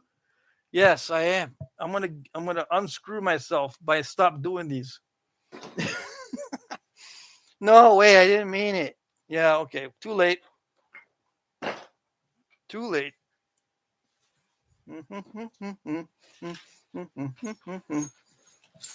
Okay, where am I? Did I chase everybody off? No, we got more viewers now than before. Yeah, I did chase some people off. Okay. Smallzilla asked me, Patrick, I got a question for you. I have been reaching out to local organizations and some want me to do napping demos. How can I safely nap for a crowd? What should I consider? And any pointers? You need to bring extra safety goggles. Okay. Always bring extra safety goggles for demonstration and only let a few people close. You have to know the limits of how your flakes are flying. It's a good question. I've done demonstrations and I've been very aware of where my flakes are flying. Okay, because I do indirect percussion, the flakes fly very far. So I bring extra goggles for people that are sitting up close to me. And the people that are not, I keep them on the periphery of the tarp or the drop cloth. Don't come into the drop cloth area, please. Stay on the outside of the drop cloth area because of the debitage. Just warn them. Fair warning. Yeah, there are some people that want to get really close and look. And when they get really close, you can't really control them. When they get close, they start pressure flaking. The flakes don't fly. So pressure flaking, if they get really close and intent on watching, then you can't stop them. If you can direct them and they'll listen, you can do all kinds of stuff. Okay? But yeah, bring extra goggles for them. It's going to cost money on your end, yeah. Unless they provide all the safety equipment. They're not that expensive, like what, $7 a pair? I don't know what the cheapest. You just need cheap ones for the people watching. You need good ones for yourself, for sure. I can't nap with cheap goggles. Let's see. Yeah, it's Brent says, yeah, it's quite fun until you reach this point, and then it's mind games after that. Yeah, basically. Mm-hmm.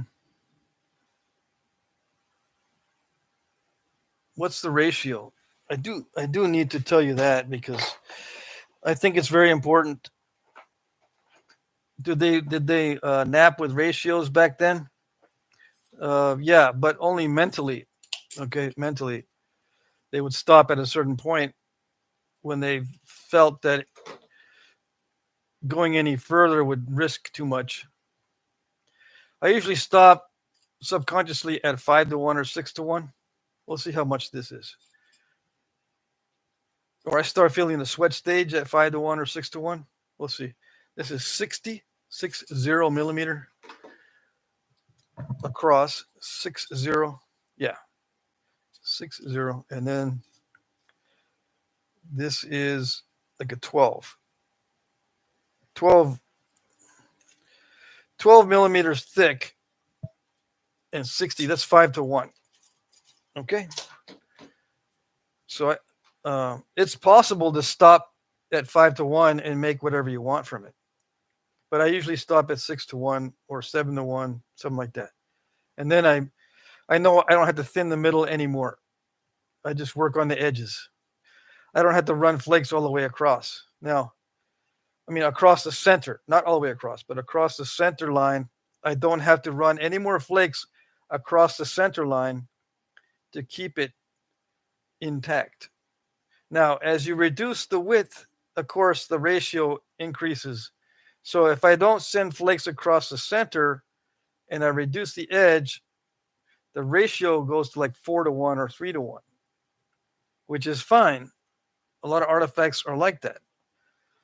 If you want to keep it at 5-1, then yeah, you've got to keep, as you make it more narrow, you've got to keep sending flakes across more than halfway to maintain your ratio. But if you're at this stage and all you want is a knife, let's say, just sharpen the edges. That's it. And with like the Harahay knives, you can sharpen 4 edges, and you'll have it'll look diamond shaped. Like instead of all rounded, what they did with the Harahay knives is they made the edges straight. I don't know why they would make the edges straight. If you want to make a Kato blade, they kept the edges round. So it depends on the culture. But with a Harahay knife, they made the edges straighter. It may be because of what they were cutting on. They might have prepared cutting boards that it's better to have a straight edge for the cutting boards, and the curved edges may have been better for freehand. I don't know. I'm just guessing. Anyways, let's see. Where am I?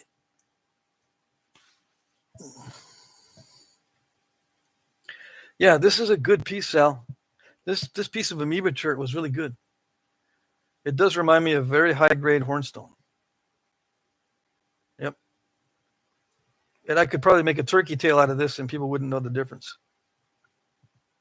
They wouldn't know if it's hornstone or amoeba chert. It looks very similar, feels very similar. same level of glossiness and waxy feel. Yeah. All right. So I'll finish this out and offer it in the auction next week. And I don't know if I'll fix it. I don't think I'll finish it out on video because of the risk of breaking it. Okay. Somebody's here that I don't recognize. Brutus Thunderbird. I don't recognize you, although apologize if you have been on the chat before. Nicely done, Patrick. Thank you, says Sal. I got to send Sal something. Have I sent you anything, Sal, in return for everything you send me? I don't even remember. T-minus 15 minutes, and I'm unleashing my wasp spray on the hive under the soffit of the house. Okay, let me go to the end of the chat. See what I missed. Ralph Snyder's here. Cork, I got some beautiful Knife River Flint yesterday and another box tomorrow. Huge thanks to Marty. Sal says, no, I never asked, buddy. Never asked you. I see. Awesome. I'm glad I didn't forget. Let's see. Brutus says, hey, Jim, look for you. Must have been late. So Brutus has been here before. Okay. Smallzilla says, some fantastic advice, Patrick. Thank you. I'm making a list of things to keep in mind and prepare for. Asking those with experience has been better than any amount of Googling. Good, I see. Some people are also going to want to participate. I did a demonstration for a museum one time, and there were two archaeologists there, and both female. One of them wanted to get in on the napping, and she sat right in front of me on the tarp or on the drop cloth, and I'm going, okay, oh boy. So yeah, I had to hand her a piece of stone and a hammerstone, a piece of chert and a hammerstone, and then I don't think I had extra goggles at that time because I don't remember. Anyway, I think I gave her what I was wearing, and then tried to show her how to flint nap. And then she attracted an audience. So now everyone's on the tarp, or everyone's on the drop cloth. I don't use tarps; I use drop cloths. But I know a lot of people who use the tarps. Anyway, everyone was on the drop cloth now, watching her nap. It got me nervous. Not because of the flakes flying up, but the flakes on the tarp. And there are a lot of people kneeling down and stuff. I was afraid someone's going to get cut with the debitage. Luckily, everything worked out. And she got a little bit tired of trying to nap because it wasn't working like she thought. Anyway, that kind of situation will happen also. You can't do anything about it. What was I going to say? Yeah, just make sure that people that want to get involved directly and start napping, that you have something prepared for that situation as well. Extra tools or maybe even extra gloves. Just a bunch of extra stuff would be good for you to have with you. And, easier than normal stone to nap. That way the new guys can at least get some flakes to work, and they're not slamming their fingers or something trying to get flakes off of the stone that you brought to the demonstration. You can't deny them if they want to go in and start pressure flaking or hammer stoning or billeting. You got to let them try it. Yeah, or you become a party pooper or Debbie Downer or whatever you want to call it. Yeah, you got to let them participate a little bit just so they can see how hard it is. A lot of them have no idea. Absolutely no idea. They've been studying lithics for years and they have no idea.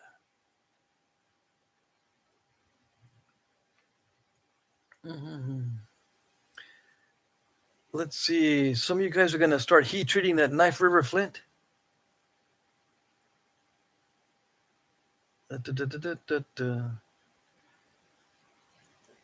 Let's see here. Styley Design says West Virginia is the only state entirely within the Appalachian Mountains. Yeah. I noticed that. It was awesome. Let's see. I also like Indiana. My two favorite places that I've been through and driven through, West Virginia and Indiana.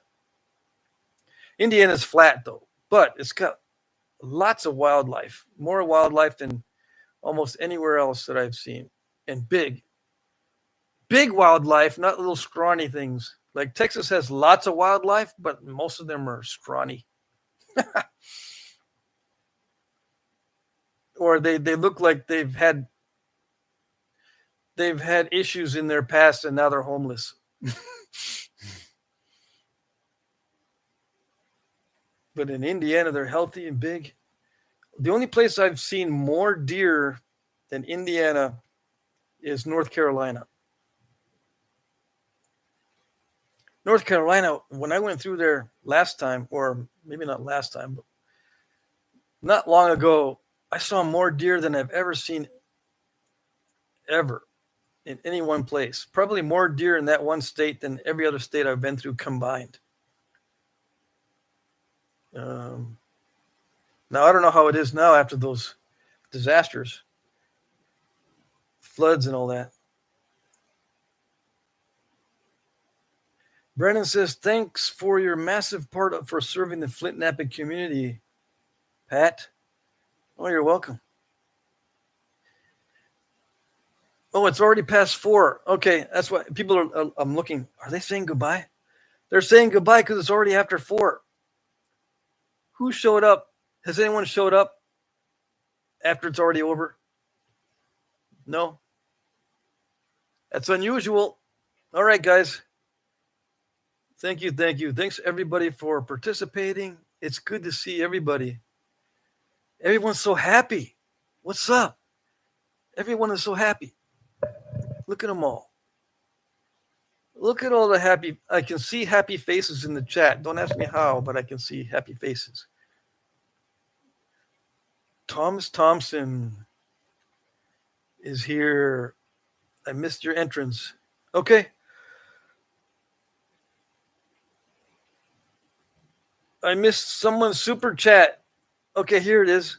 Jim Cooper, $5 super chat. Thank you. Comment is, hey, just got home. Just wanted to pop in and say hi. I'm glad you like my tobacco, Patrick. For the most part, it's what I smoke when I do. Yeah, it's mellow. I mean, if I had a ton of that stuff, I would hurt myself with it. It's mellow. It tastes great, actually. I like it.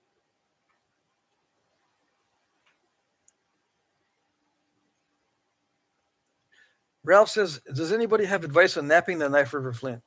I got to do more videos on it. Just watch the videos where I napped the Knife River Flint. That's all I can say, really. It can be difficult, but when it's good, it's really good. Yep, everyone have a good week. Next live stream is Friday. Friday at 8 p.m. to 10 p.m. Eastern. Mike Tuff says, we're all happy in here because there's no women in here nagging us. Yeah, this is the man cave, all right? David Eldridge, Flint Life. Good to see you. Good to see everybody. I'll see you next time. I'll see you Friday night where we can goof around a lot more, right? They're still during the day. This is like during the work day. Brutus Thunderbird, where do you get it, Jim? Okay, so yeah, figure out where everyone's getting a lot of this stuff. Marty has the Knife River Flint.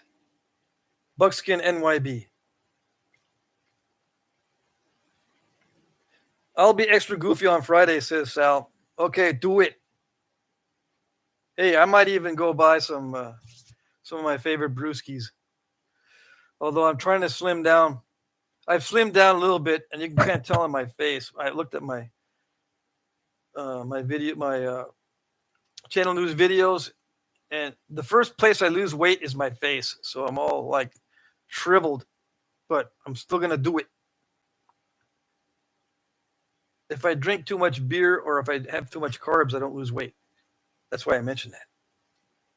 So I'm only going to drink maybe one sip, but I'll start it off.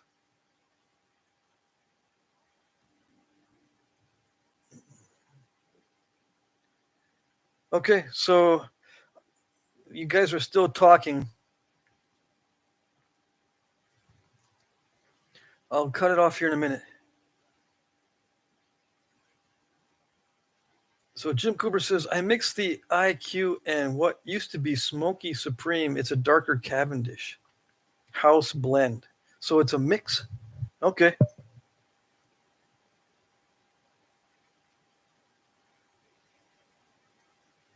Okay, so you guys are still talking.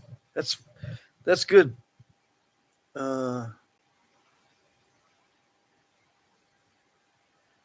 Let's see here.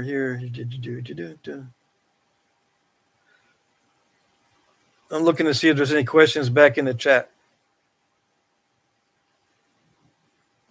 So I have a community on my channel that you can post, and people have been taking advantage of it.